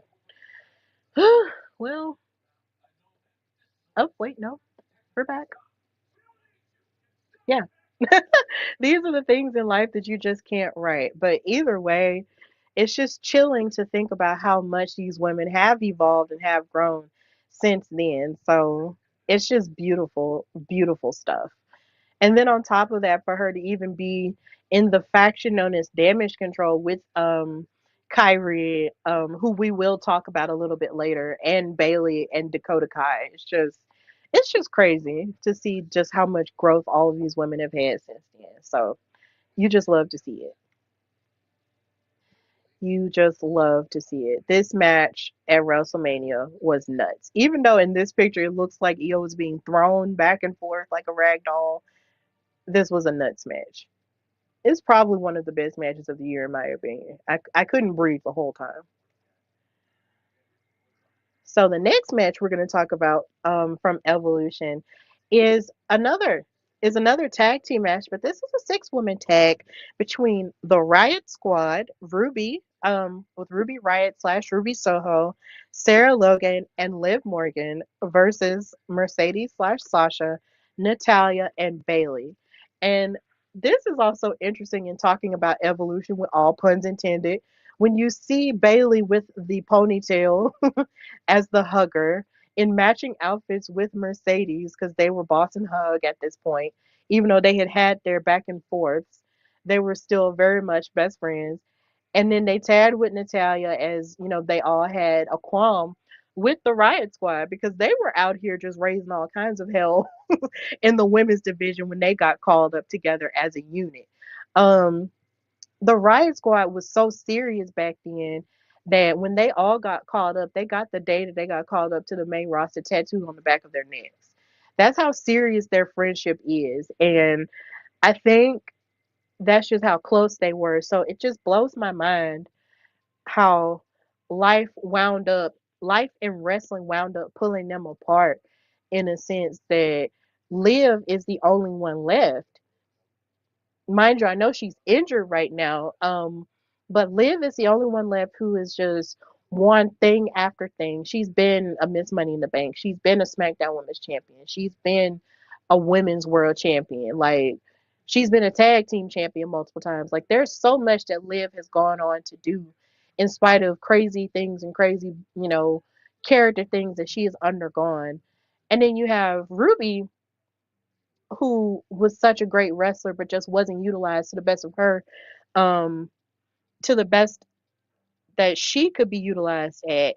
And then she went to AEW, and she would have great matches, and then she had a great storyline with Angelo Parker, and then now she has a baby with him and they got married, which is great.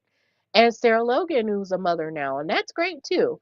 But it's just really crazy. Like, I thought for sure at this point in 2018 that the Riot Squad were just going to go through and raise all kinds of hell forever.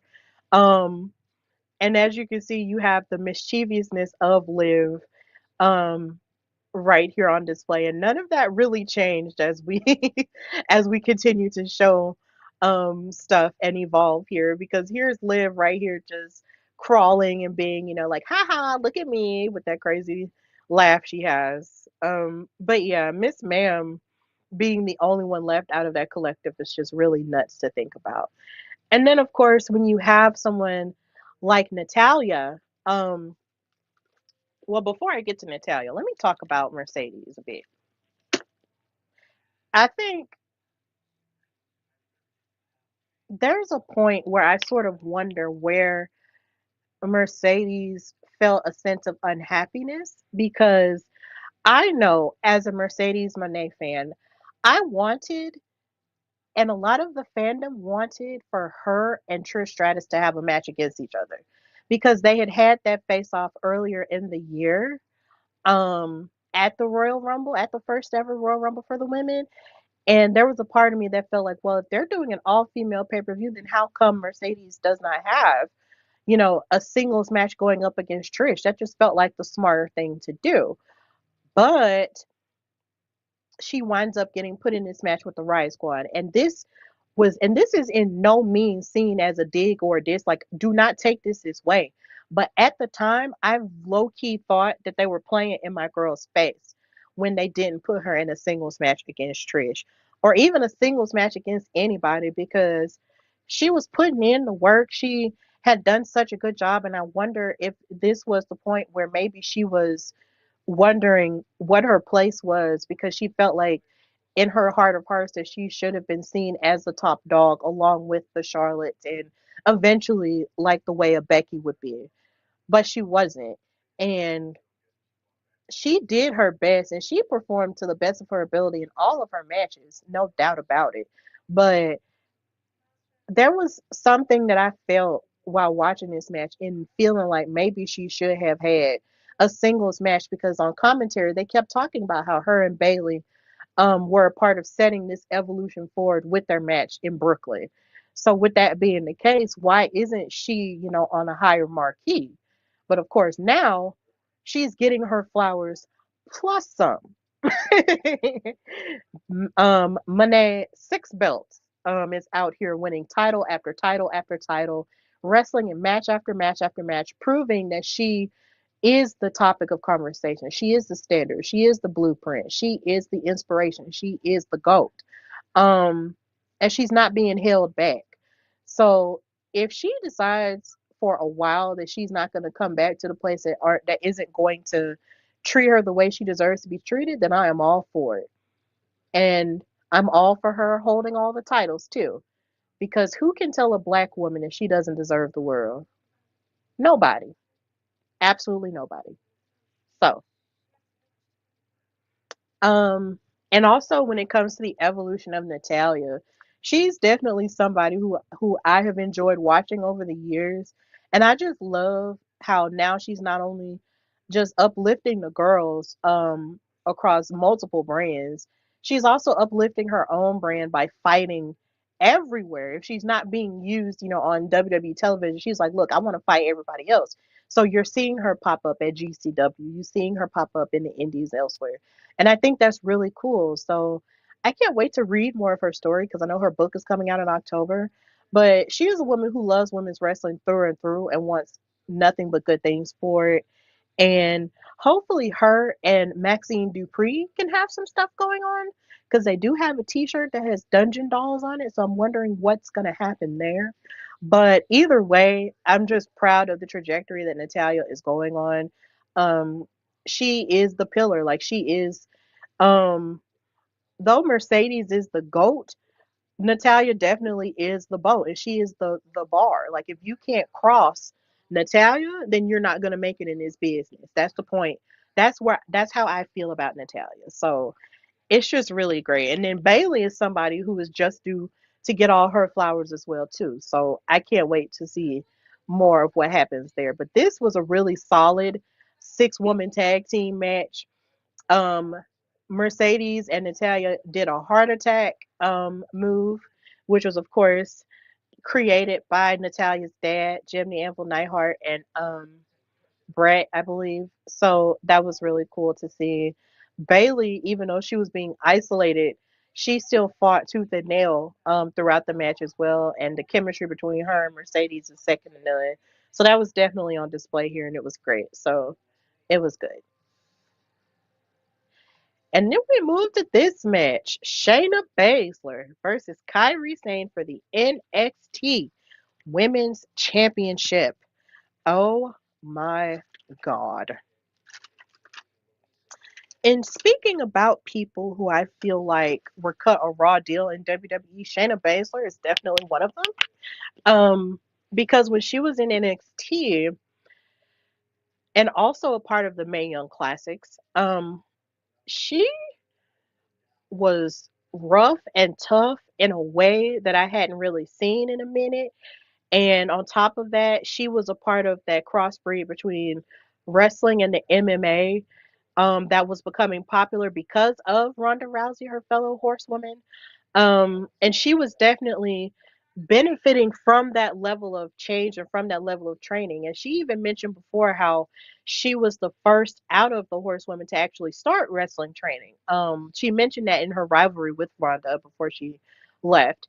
And it was just watching her then made you feel like at some point if she got to the main roster she was just going to run through everybody, and sadly that wound up not happening because what the f, it was just really weird.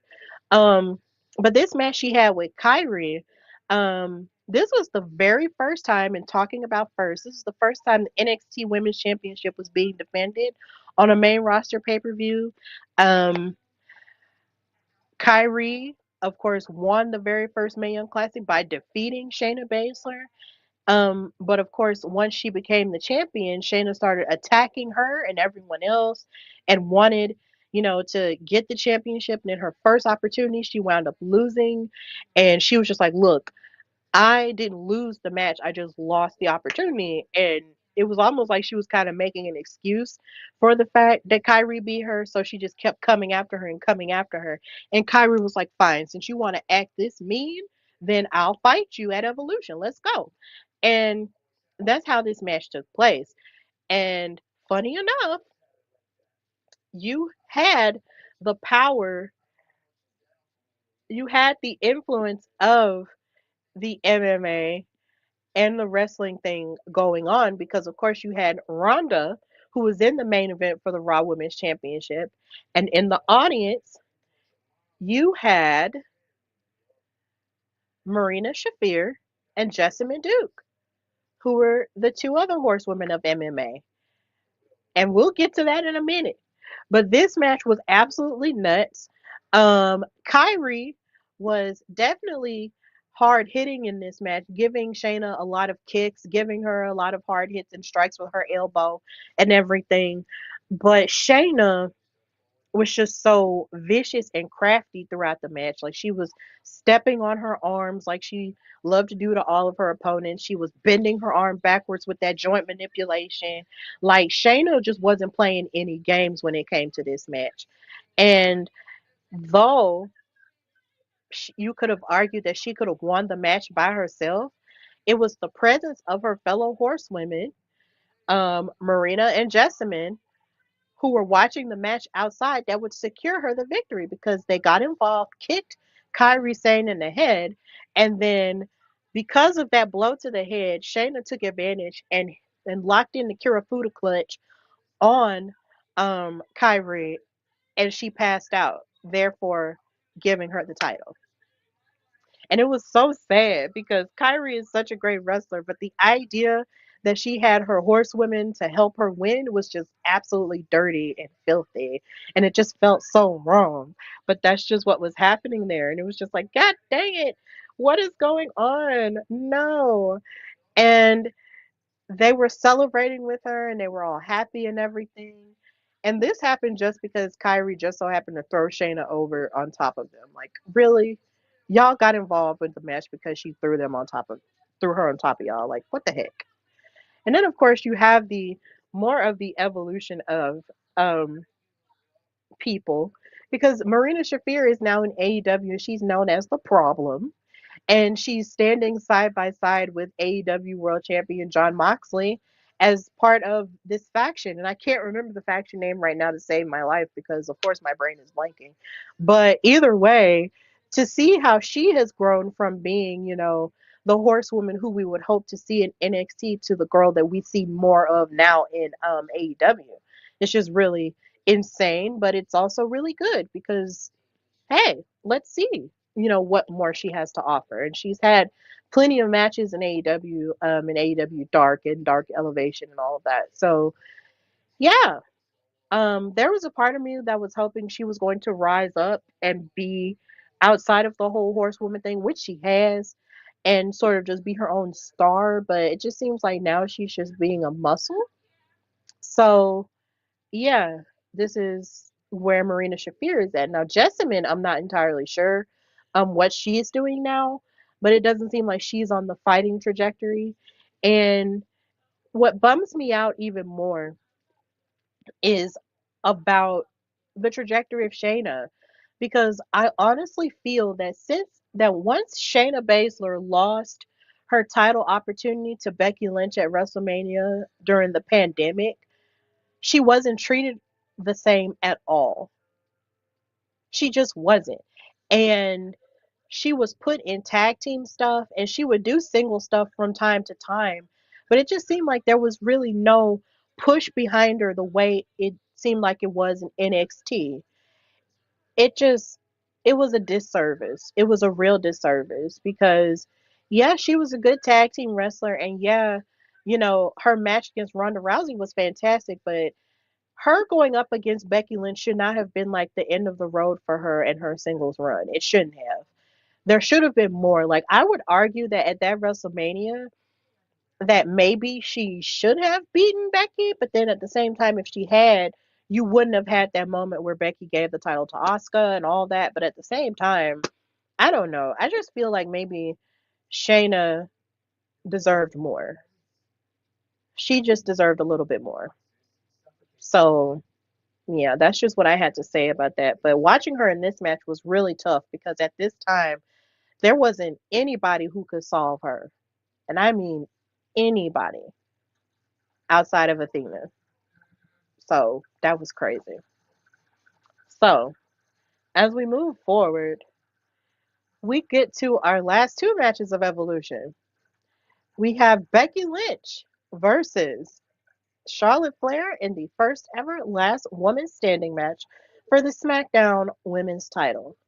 Now, of course, this was around the time they were beefing really hard because of the fact that Becky had turned on her, and this was when Charlotte was face, and Becky had turned on her because it was always the Charlotte Flair show, and she was just like, "Look, it was my time. It was my turn to get the title, and now here you come trying to take it away from me."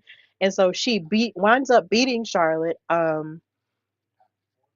Hell in a Cell pay-per-view, winning the title, cheating to even keep the title. So in Last Woman Standing, this was these women deciding to fight each other and just like, look, let's just go. Let's see who's the better woman at this point because I'm just tired. Like their friendship was fried. Everything about their relationship was fried at this point. So they destroyed each other in this match. After they kept shoving and pushing one another, like it was just really tough. Of course, they were, as you can see, you have Becky throwing Charlotte off of the top rope. They kept giving each other chops. Of course, Flair chopping her over and over again. The crowd was basically behind Becky the whole match until eventually, as the match kept going on, it was like they were chanting, they were like, "We want Becky, let's go, Charlotte." It was just like a split decision as the match continued to go on, and the crazier it got.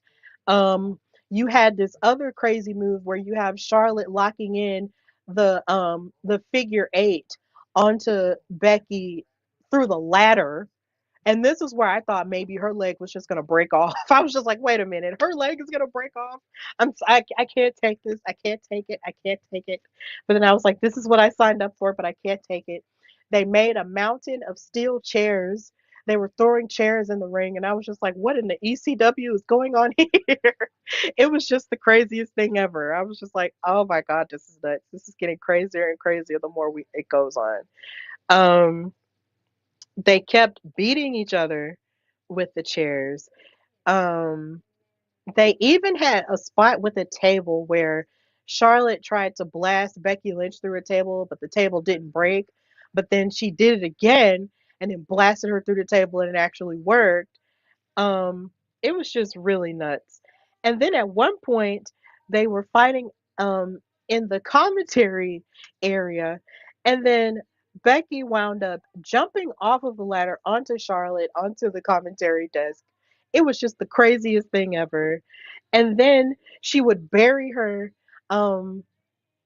She buried her into like underneath desk chairs, and then once she got up, Charlotte was like, "Is that the best you got?" And I was just like, help, help, help us, Jesus. It was just crazy.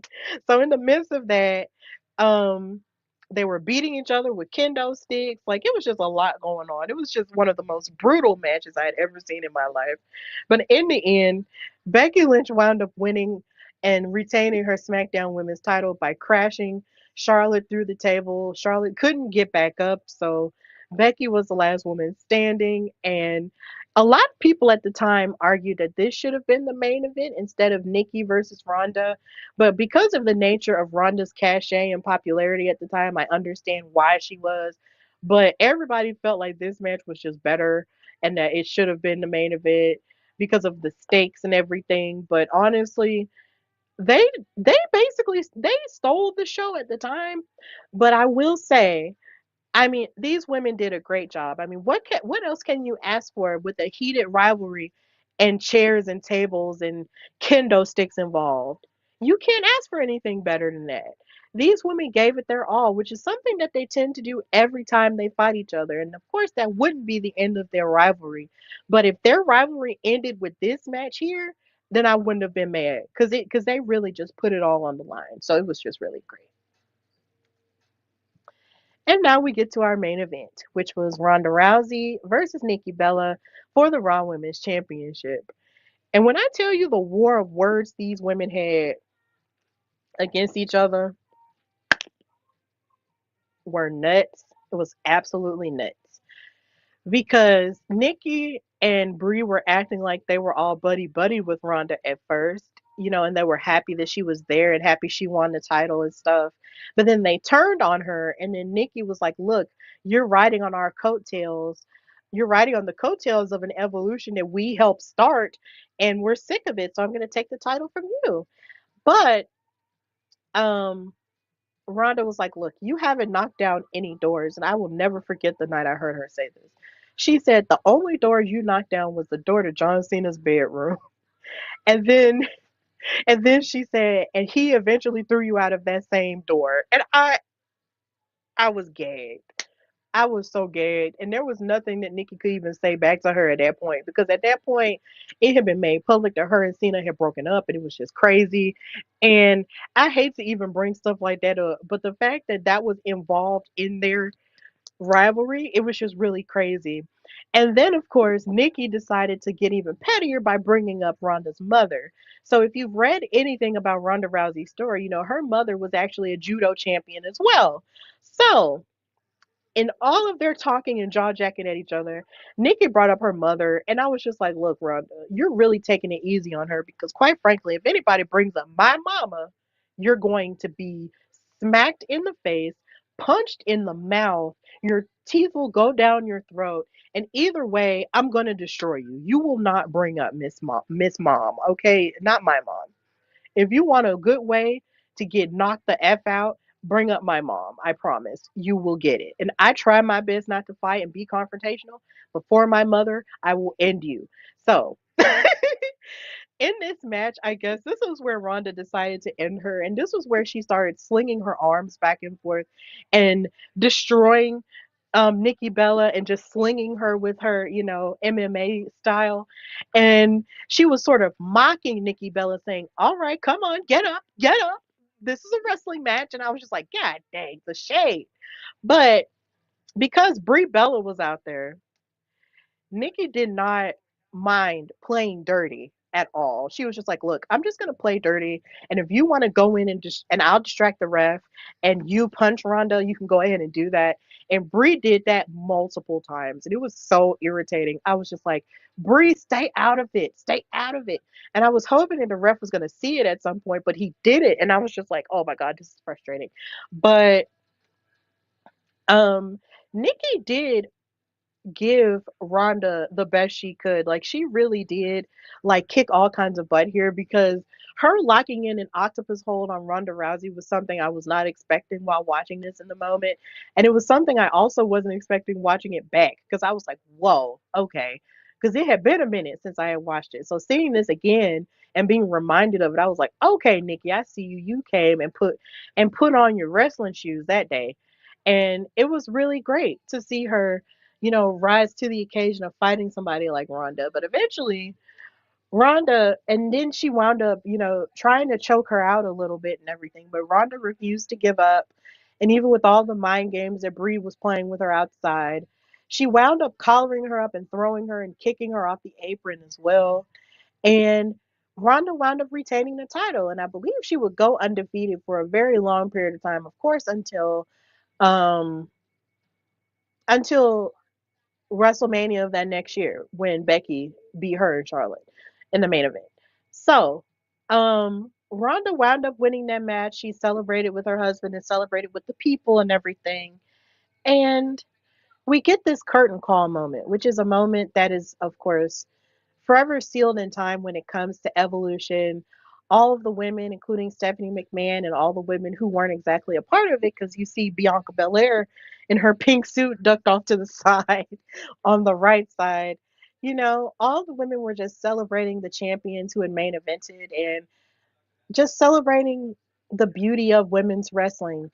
And it was just such a beautiful moment and such a beautiful time to be a women's wrestling fan because you just couldn't help but feel that there was a level of love that was put behind it.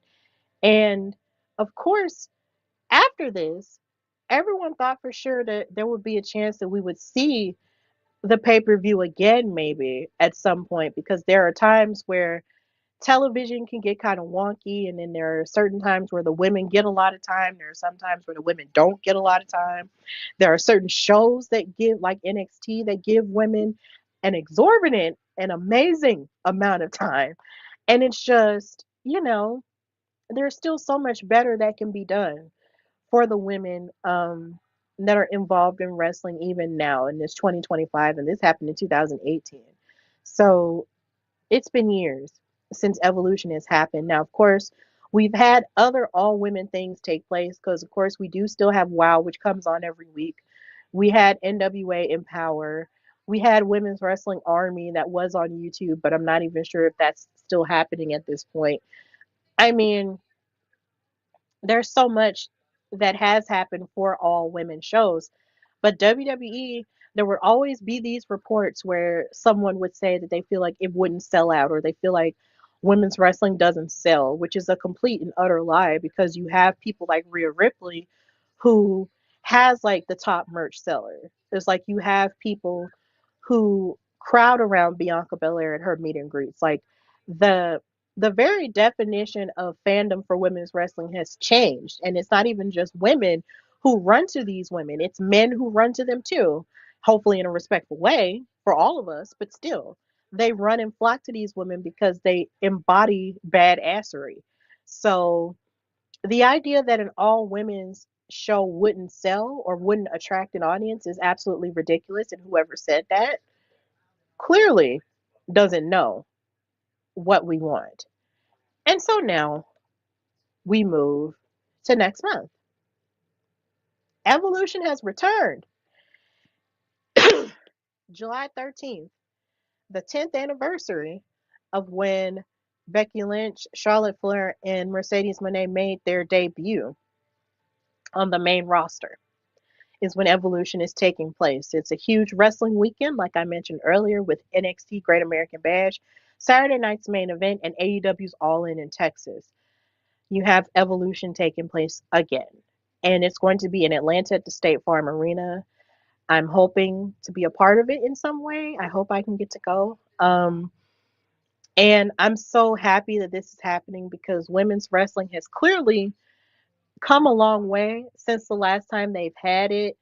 Um, there is so much new talent that's getting to take part in it, not even just from the main rosters with Raw and SmackDown, but of course, even now with NXT. We have the Evolution Eliminator, which is taking place on tomorrow, which is a fatal four way between Jordan Grace, Izzy Dame, Jada Parker, and Lash Legend.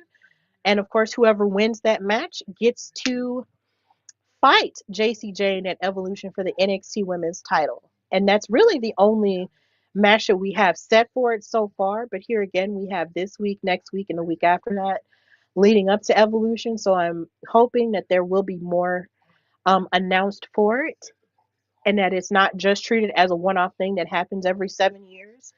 I hope that Evolution continues to happen as an annual thing because it would just be great. I would just love it. Um, I would just love it because women's wrestling is something that I've been wanting for a very long time, and I just only wanted to see it grow more and more each time. So as long as evolution continues to be a thing and it's not something that we have to beg for constantly, then I will be happy about that. So I'm very excited that it's happening again. Um, I'm happy that I got to dedicate a whole episode to it, and I'm very grateful for everyone who's watching it right now. Thank you guys so much for staying with me in the midst of all the technical difficulties I was having to talk about all of the firsts that women have accomplished in WWE, to talk about the pay per view itself, and just talking about where we're at as it stands now with the pay per view as it happens this year. I'm just so thrilled that this time it's going to happen for us and it's not something that we're having to beg for, and that it's real and that it's happening this time. And I'm really happy about it. So, thank you guys for watching.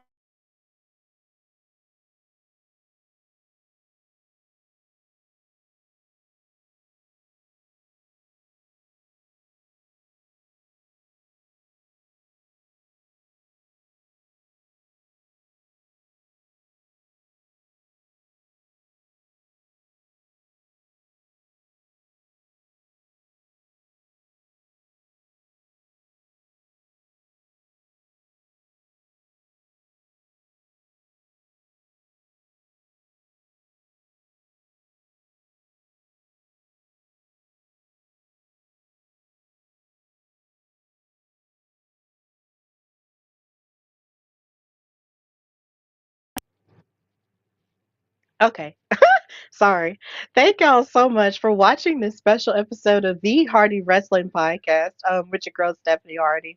Sorry for that little glitch. But of course, like I said earlier, you can follow me on Instagram and on Twitter at Queen Steph Hardy. You can follow my show, The Hardy Wrestling Podcast, at Hardy Wrestling Podcast, and on Twitter at Hardy Wrestle Pod.